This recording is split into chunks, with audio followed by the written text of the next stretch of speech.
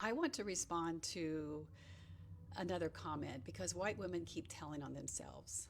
Lee, you put a lot of work into this. And I'm going to let you know right now that this is not going to go as you hoped because transcribing another person's video is over the top commitment to get your point across. So let's start there because what you say is her actual words, and I do hope you'll read them. First of all, I watched the video and I made it clear I watched it. So I'm not going to entertain your assertion that I need to read it for clarity. To be honest with you, that's insulting to someone who has been creating in this space for years. I want to be clear, I stand by my original response to Courtney's video, but let's continue. Now, because several of you responded that Democrats' approval rating is 27%, and your transcribing prowess shows that Courtney referenced that as well in her original video, so let's address it. Don't give a flip about DNC's approval rating. And that is not me saying not to vote. And that is not me saying not to vote Democrat. But to conflate Jasmine's brand of politics with established DNC policies, then saying that a white Christian man is not establishment Democrat politics, is very rich and very white of both you and Courtney. No progressive white Christian man is going to move that needle. But let me also say that I am certainly not responsible for a political strategy that depends on ignoring racism in order to win any election. Jasmine's political brand is not the reason this approval rating is in the toilet, but let's keep going. You say you are stirring up controversy over an imagined slight and doubling down over and over again. Do you realize how insulting and dismissive you are? Probably not, because you apparently have sat through all of my response videos and think it's okay to say imagined slight, and I'm doubling down over and over and over again. And guess what? This is me doubling down again, because you said nothing new here. You just proved what every black woman already knows. White women are the loudest voices and fiercest protectors of white Christian patriarchy.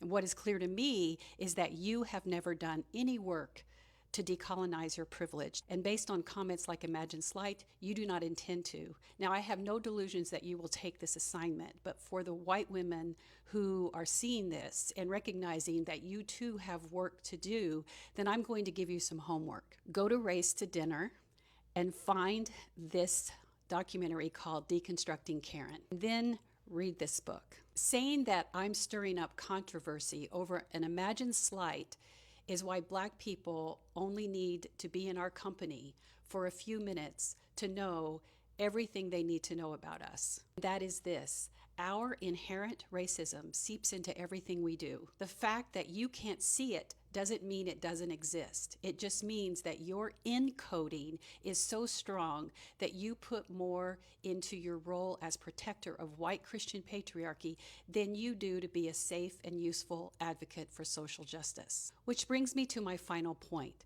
You said, except she did not say that, and certainly not in the way you've been implying. You yourself said she may have valid reasons for voting for Talarico, but it's like you short-circuited when she said soft-spoken. Short-circuited. That phrase alone tells me exactly what is happening here. Nothing else matters about what you said in your comment, because when white people are confronted with racism that is subtle enough for them to rationalize, the first instinct is not reflection. The instinct is defensiveness and dismissal. You misunderstood. You're overreacting. That's not what she meant. I did not short circuit. I recognized a dog whistle, and I know it was a dog whistle because black women recognized it immediately too. In fact, many black women corrected me for describing it as subtle. They told me clearly it isn't subtle. It's a microaggression. That correction matters because when you live with these coded insults your entire life, you recognize them instantly. White women, however, are trained not to see them. And if a political party believes confronting racism threatens its success, then that party needs a complete reset. Because silencing racism will never be a strategy. It is being complicit and a guardian of white Christian patriarchy. And Lee, you are a stalwart to that end. I don't know how any white woman heard me discuss Dr. King's letter from Birmingham jail in that video and still use a phrase like short circuit and imagine slight. But let's recap those letters from Dr. Martin Luther King. The white moderate prioritizes order over justice. The white moderate says the goals are right, but the conversation is inconvenient. The white moderate is the one who believes the real problem is the tension created by confronting injustice. The white moderate attempts to convince Black people to just be patient. Things will change with time. That's you, Lee.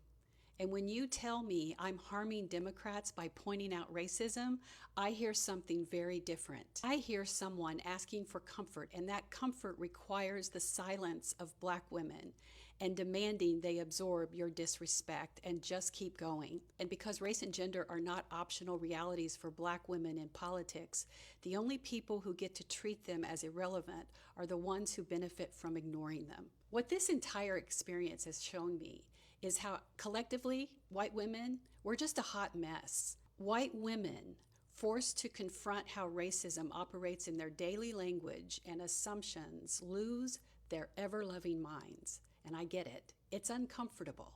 It's messy. It shows up in coded language, tone critiques, electability arguments, strategic calculations about who makes white voters feel safe.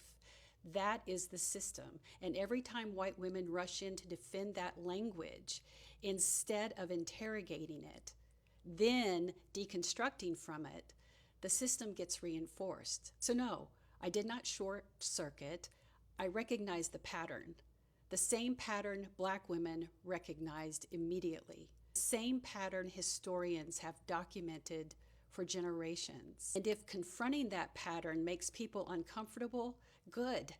Discomfort is the beginning of awareness, and until white women learn to sit with that discomfort instead of arguing their way out of it, this cycle will continue. Same script, same excuses, different election, different generation. So Lee, watch Race to Dinner. Read the book I've recommended. And I hope you take as copious and detailed notes as you did when you transcribed Courtney's video.